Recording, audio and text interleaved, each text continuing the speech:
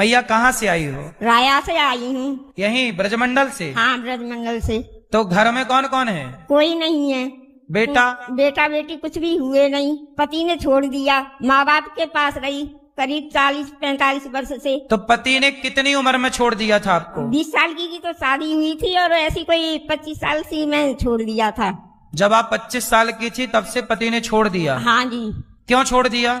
बच्चे नहीं हुए इसलिए मारपीट करते थे, कलेश करते थे, काफी बोलते थे कि जाओ यहाँ से, तुम्हारा कुछ भी नहीं है यहाँ। अच्छा, मतलब पत्नी के बेटा नहीं हुआ, बच्चे नहीं हुए तो पति ने छोड़ दिया। ये फिर उन्होंने दूसरा ब्याह किया क्या?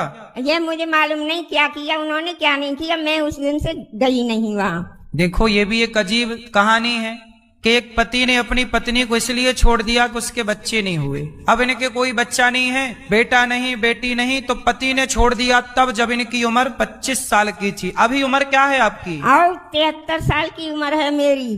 73? हाँ। अब इतनी उम्र है। अब मैया आप अपने पिता के घर थी, माँ के घर? हाँ जी, जब पिताजी थे, मम्मी थी मेरी, तब तक तो मैं ठीक रही। इसके बाद भाई मकान बेचकर चला गया और मुझको छोड़ दिया। मैं एक मंदिर में रहती थी, वहाँ सेवा करती, वहाँ से भोग आता, कुछ पैसे मिलते, उससे किराया देती थी। ऐसे आपका गुजारा होता था जी।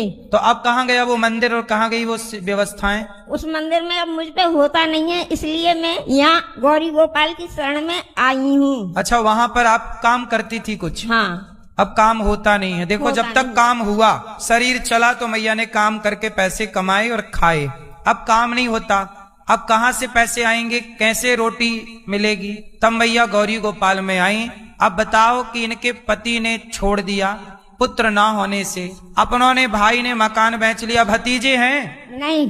भाई भतीजे सब कुछ होते हुए मुझे कुछ मालूम नहीं ये कहाँ रह रहे हैं, कहाँ नहीं रह रहे हैं। मैं सिर्फ अकेली ही रहती हूँ। अब ये मैया है, कौन सहारा बनेगा इनका? ये कौन है भैया आपके साथ आए हैं? ये हमारे पड़ोस के भतीजे लगते हैं। क्या नाम है आपका? गोपाल। गोपाल।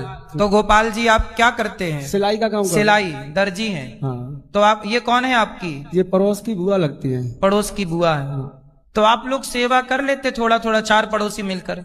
वो कर लेते, लेकिन हम मजबूर है, घर भी छोटा है मेरा और बच्चे हैं, इसलिए नहीं कर पा रहा था। अच्छा, सबकी अपनी अपनी मजबूरी है, पर ये दास अनिरुद्ध की कोई मजबूरी नहीं। हमारा तो यही धर्म है कि हम इनकी सेवा करें। ये मैया यहाँ आई है इस विश्वास से कि कोई हमारी सेवा भले ना करे, पर अनिरुद्धाचार्य हमारी सेवा जरूर करेगा। मैया, अब आप यहीं रहना मेरी माँ, आपका बेटा बनकर ये दास अनिरुद्ध आपकी सेवा करेगा।